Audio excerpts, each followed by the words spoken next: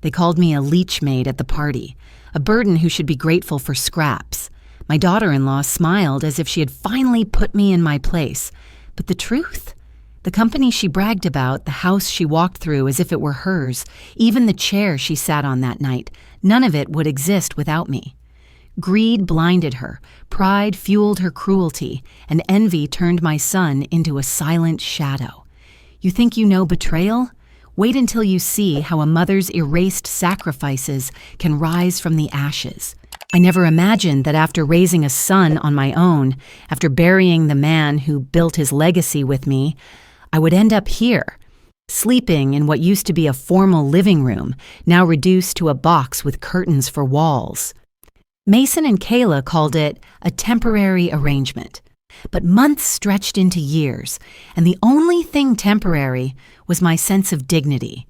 The kitchen had rules now. No cooking after 8 p.m. Kayla said it kept the house organized, but what it really meant was that I no longer had the right to feed my family when I wanted. Every evening I folded my blanket carefully, trying to erase my presence before anyone noticed. The smell of lemon cleaner lingered on my hands from scrubbing countertops that weren't mine to claim.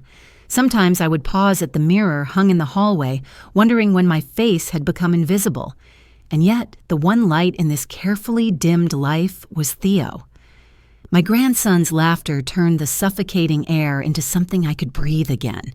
He loved to perch on the edge of my cot with a cookie in his hand, reading the simplest words with fierce determination. "Grandma, look, I can read this page myself," he'd announce, crumbs tumbling across my sheets. In those moments, I felt whole again. For him, I wasn't a burden. I wasn't a maid. I was a safe harbor. Kayla, however, never saw me as anything beyond utility. She masked her disdain with sugar-coated phrases. "You're such a blessing, Eleanor. Having you here makes everything easier." Easier for her, she meant. Free childcare, a spotless kitchen, folded laundry without the cost of hiring help. Behind her compliments, there was always the faint curl of a smile that didn't reach her eyes. Mason noticed, but he said nothing. My son, the boy I had protected from 100 storms, now sought calm waters, even if it meant watching me drown quietly. "Let's just keep the peace, Mom," he would whisper. Peace, at the price of my respect. I saw the seeds of greed in Kayla when she talked about promotions at North Harbor Biotech. "If I can secure this new project, Eleanor will finally move up," she said, as if my presence in her home was a stepping stone rather than a sacrifice. Pride sharpened her words, the kind of pride that thrived on pushing others down, and Mason's silence. Was it fear? Or just the easy illusion that ignoring cruelty was the same as preventing conflict? Still, I told myself to endure. I told myself that patience was strength. But strength has its limits. It was a Saturday morning when the mask slipped further. Kayla had invited her colleagues for brunch, the kind of gathering where appearances mattered. I set the table quietly, arranging plates and glasses while conversations buzzed around me. I wasn't meant to be part of the scene, just the backdrop. Kayla clinked her glass and smiled wide. "Everyone, this is Eleanor, our house angel," she announced sweetly. Then, with a laugh too sharp to be innocent, she added, "Well, more like our house help." Her friends chuckled politely, some shifting uncomfortably. Mason looked down, fiddling with his fork. My cheeks burned, but I swallowed my voice. Later, at dinner, the pattern continued. I sat at the edge of the table, half a chair from the family circle. No one asked if I wanted more food. No one passed me the bread basket. I was present, yet erased. My fork clinked too loudly in the silence of my own exclusion. That night, when the house quieted, I opened the small journal I kept hidden under my pillow. The leather cover was worn, a gift from my late husband. I wrote to him as if he could read my pain. "They don't see me, John. Not as a mother, not as a partner to everything we built. They see labor without cost, a mouth to feed that shouldn't complain. But Theo still sees me. He loves me. And for him, I will keep breathing through this shadow. I paused, listening to the ticking clock on the mantel. In that stillness, I felt the ache of being alive but unacknowledged, of carrying history that no one cared to remember. The following morning, as I poured coffee, Kayla's phone lit up on the counter. A message preview flashed before my eyes. She'll make a cute +1 as our Leech Maid. My hand trembled, spilling coffee across the counter. I wiped it quickly, my heart hammering, my throat dry. My role had a title now. Not mother, not grandmother, not Eleanor. Just Leech Maid. And though I didn't know it yet, that label was a warning. But the way Kayla labeled me that morning foreshadowed everything. Kayla's company party was supposed to be a celebration. She had been boasting for weeks about the new contract she was chasing, how this night would cement her status as a rising star at North Harbor Biotech. Mason insisted I come along, calling it a family moment. I wanted to believe him.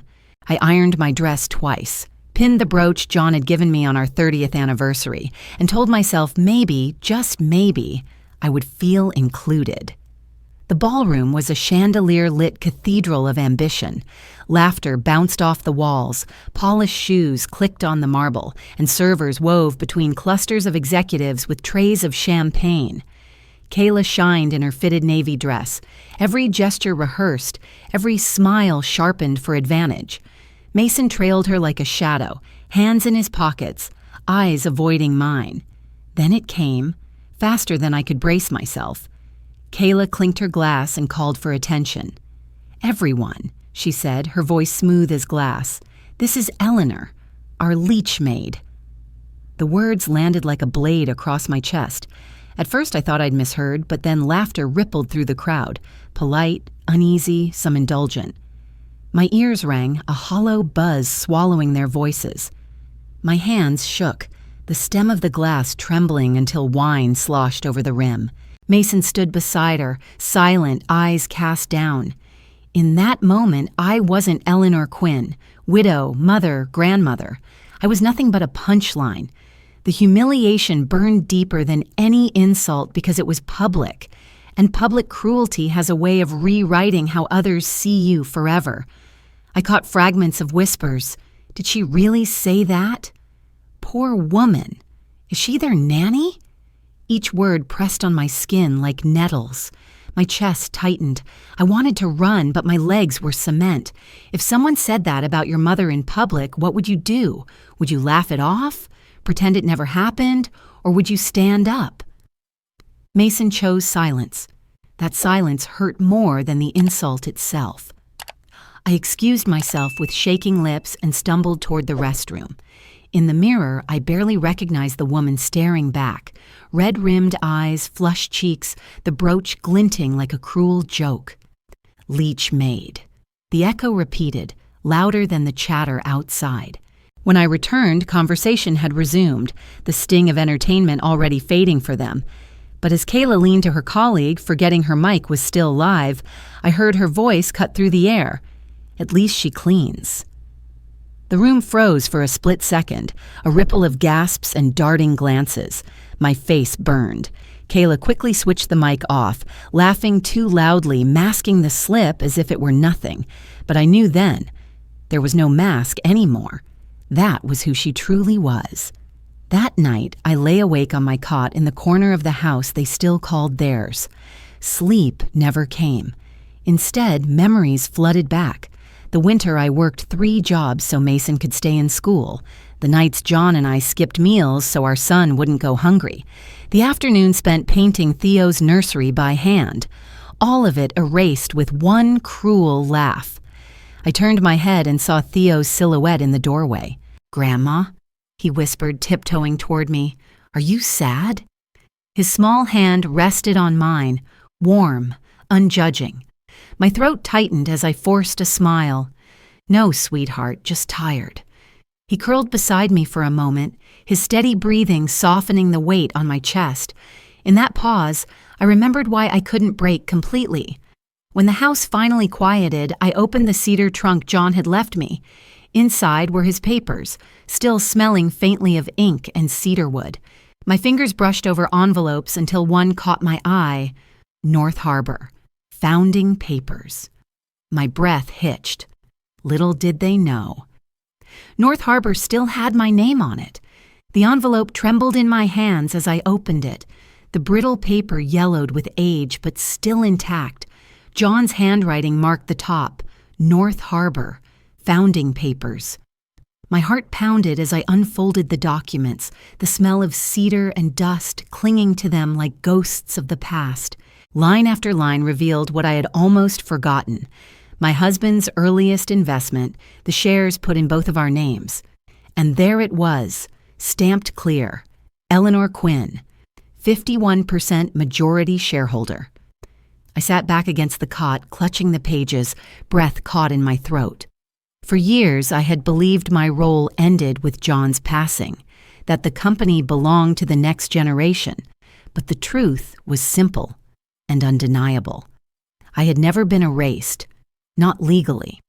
North Harbor still carried my name, my authority. The woman Kayla had mocked as a maid was, in fact, the company's hidden backbone. As I sifted through the papers, a folded printout slid loose from the stack. It was an email, archived, yet damning. The header bore Kayla's name, addressed to CFO Greg Whitman. The subject line made my stomach twist. Proposal, acquisition of dormant widow shares. I read, each word cutting deeper. We both know Eleanor is old and passive. She won't fight. If we maneuver this right, we can buy out her position for nothing. Mason will sign anything I place in front of him. This is our chance. So it wasn't just disdain. It was calculated greed. Money and inheritance wrapped in a smile. A plan sharpened against me.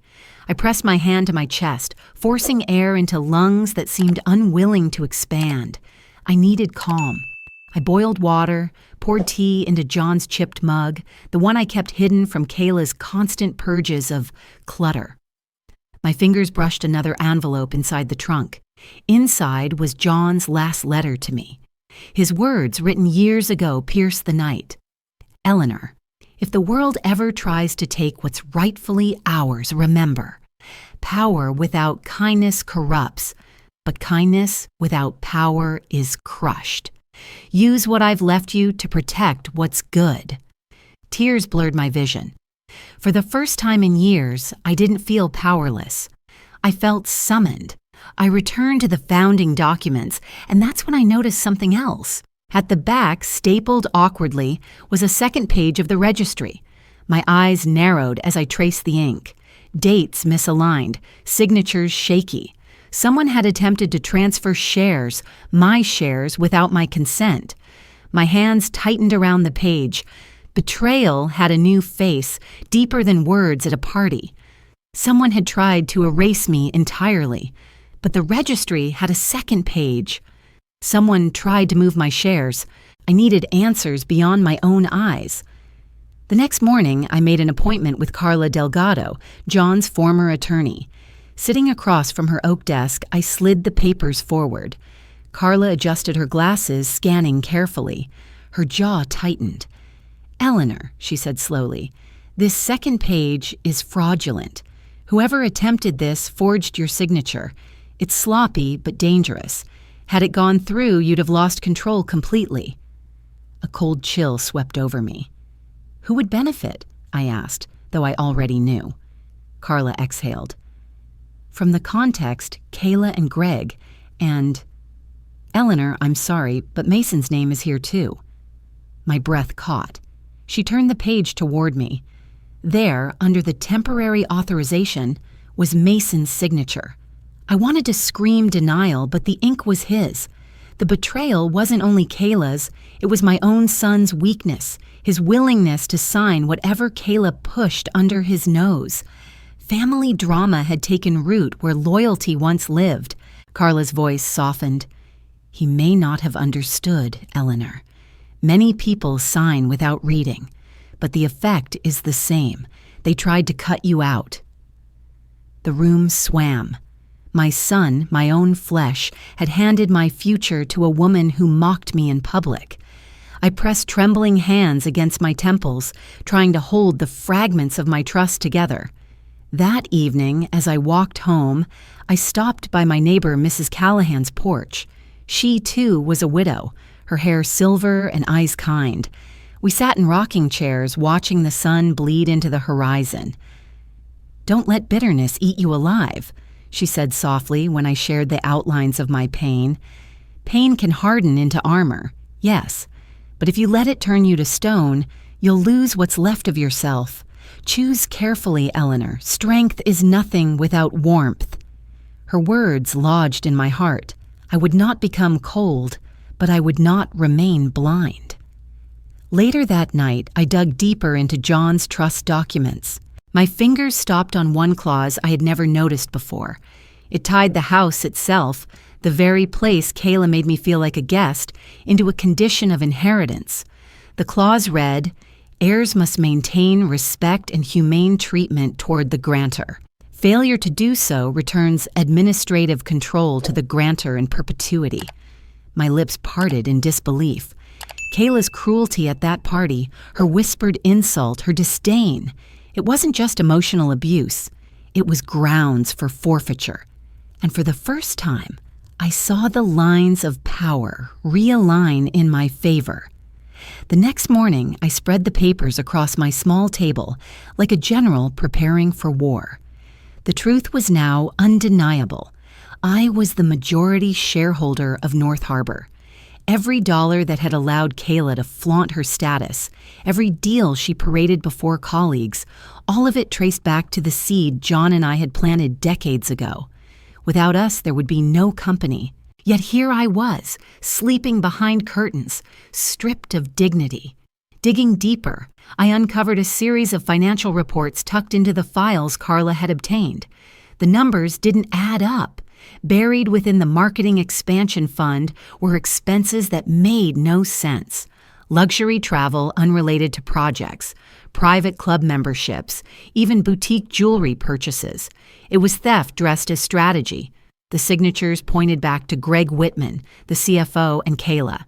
Together, they had siphoned company money under the guise of progress. Their greed was no longer confined to me. It poisoned the very business they claimed to serve. I stared at the documents, fury tightening my chest. Pride had fueled Kayla's cruelty. Envy had sharpened her tongue. But greed, pure, unashamed greed, was the engine behind her entire facade. Then came the third revelation, more personal than numbers or contracts. Carla had quietly requested a copy of the event recording from the hotel ballroom. The microphone had caught Kayla's laugh, her words, "At least she cleans." It wasn't just an insult, it was proof of humiliation inflicted deliberately, a violation that triggered the very clause in John's trust. By degrading me publicly, Kayla had unknowingly activated the safeguard he had left behind. It meant the house, the same house where I slept in the corner, was mine to reclaim. She had turned her arrogance into her own undoing. Justice was no longer abstract. It had taken shape, written in ink and recorded on video. I pressed the papers flat, my hands trembling, not with fear, but with the weight of choice. I could act now, storm the company, reclaim the house, and crush Kayla's pride in a single blow. But a voice inside whispered John's words back to me. "Power without kindness corrupts, but kindness without power is crushed.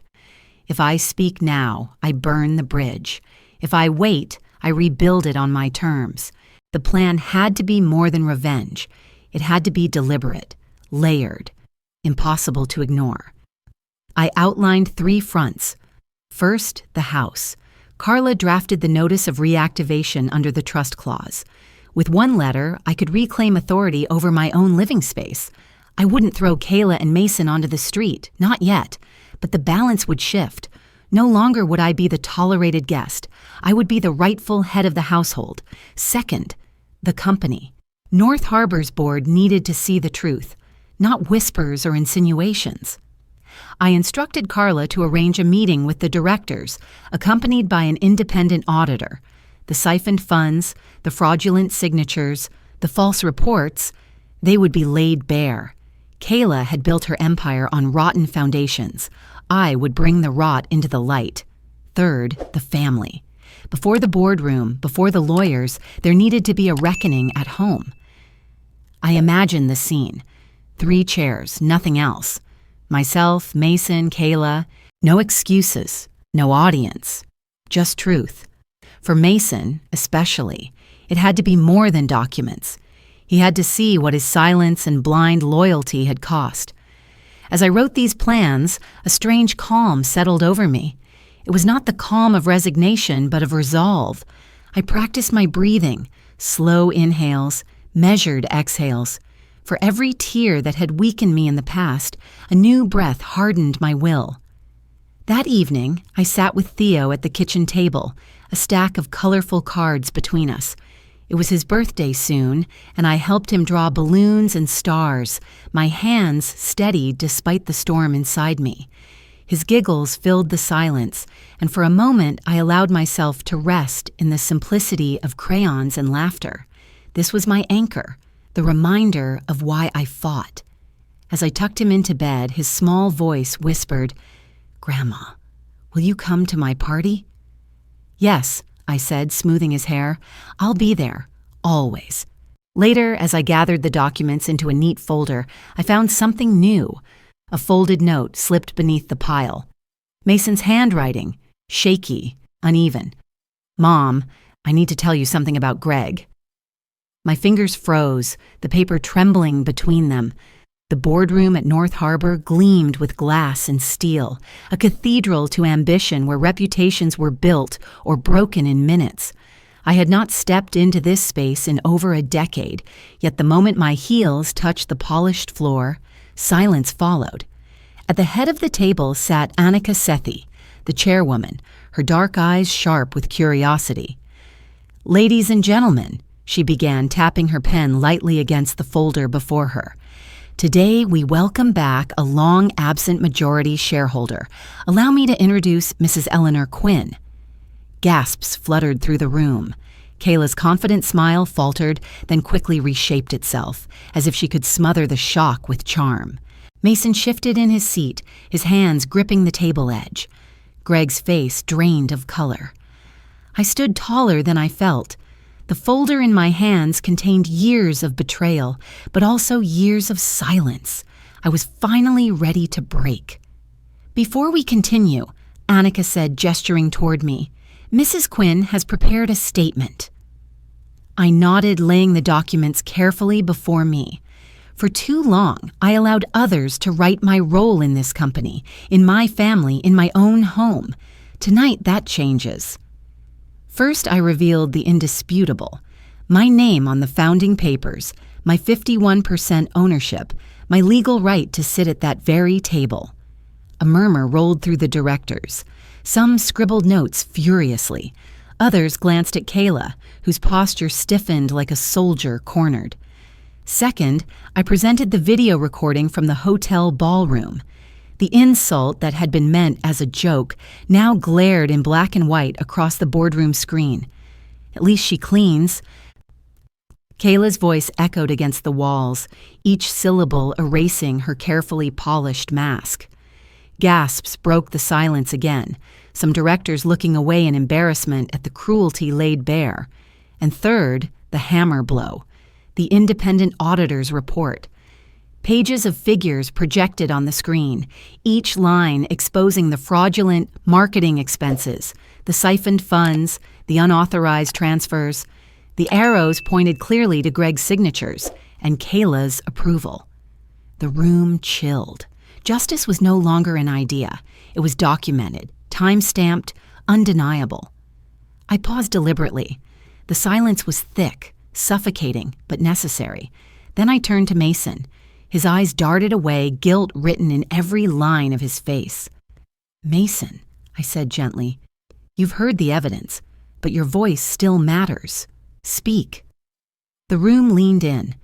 Mason swallowed hard, his hand trembling as he reached for the microphone. Greg asked me to sign off the slush fund," he stammered. His voice cracked. "And Kayla knew. She told me it was routine paperwork, but she knew." Kayla's head snapped toward him, fury flashing in her eyes. "Mason!" she hissed, but it was too late. The words hung in the air like a confession carved in stone. The unraveling began swiftly. Kayla tried denial first. "This is absurd," she said, her tone clipped. "Every company has discretionary spending. These so-called irregularities are standard practice." Annika leaned forward. "Jewelry purchases? Private vacations? Tell me, Ms. Brookstone, which marketing strategy was strengthened by Paris couture?" Kayla faltered, her lips parting but no words forming. Greg shifted uneasily, sweat beading his forehead. The screen glared down with the evidence of their greed. When denial crumbled, Kayla turned to blame. "Greg handled the finances. I trusted him. If there were errors, they're his." Greg snapped back, his voice shaking. "You signed off on everything, Kayla. Don't drag me down alone." Their alliance collapsed in seconds, greed cannibalizing itself. The directors watched in stunned silence as the veneer of professionalism gave way to bickering desperation. I raised my hand, steady, commanding, "Enough." The words sliced through their noise. "I will not answer cruelty with cruelty," I said, voice measured, "but there must be accountability. Therefore, I move that Ms. Kayla Brookstone be removed from her managerial role and Mr. Greg Whitman suspended pending external investigation. The evidence will be forwarded to the auditors and, if necessary, the authorities. This is not revenge. This is justice." The board nodded, some murmuring agreement, others pounding the table softly in approval. The vote was swift. Kayla's career unraveled in front of her eyes. Greg's reputation dissolved into whispers of disgrace. The meeting adjourned, the directors filing out in hushed groups. The boardroom emptied until only Mason, Annika, and I remained. Mason stared at me, shame hollowing his features. I did not condemn him with words. His silence had already done enough. Outside in the corridor, a small figure ran toward me. Theo flung his arms around my waist, his cheek pressed against me. "Grandma, you were brave," he whispered. His innocence pierced through the weight of the night, softening the iron that had stiffened my spine. I knelt, hugging him back, breathing in the warmth of the only pure loyalty left in my life. When I rose, Annika approached, her expression thoughtful. "Mrs. Quinn," she said, "North Harbor needs not only financial stability but moral guidance. Would you consider serving as our ethical advisor to the board?" The proposition struck me silent. From Leech Maid to custodian of integrity, that arc was almost too sharp to believe. Yet it was real, offered not as pity but as recognition. My heart pounded, not with rage or fear this time, but with the gravity of renewal. The weeks after the boardroom confrontation unfolded like a slow unspooling of knots, each thread pulled free, revealing a different pattern of consequence. Mason began therapy, urged by the board and by his own unraveling guilt. For the first time in years, he faced his silence, his fear of conflict, the weakness that had allowed Kayla to wield him like a weapon. I watched from a cautious distance, not ready to forgive but no longer blinded by fury. Kayla, stripped of her position, found herself under investigation. Her name, once polished and envied, was dragged through articles and whispers. There were no more cocktail parties, no adoring colleagues, only lawyers, auditors, and the suffocating weight of her own greed. She had to face the truth that ambition without integrity rots from within. At home, the balance shifted. I no longer folded my blanket in the corner to make myself disappear. The trust had returned authority to me, and with it came new rules. Respect was no longer optional.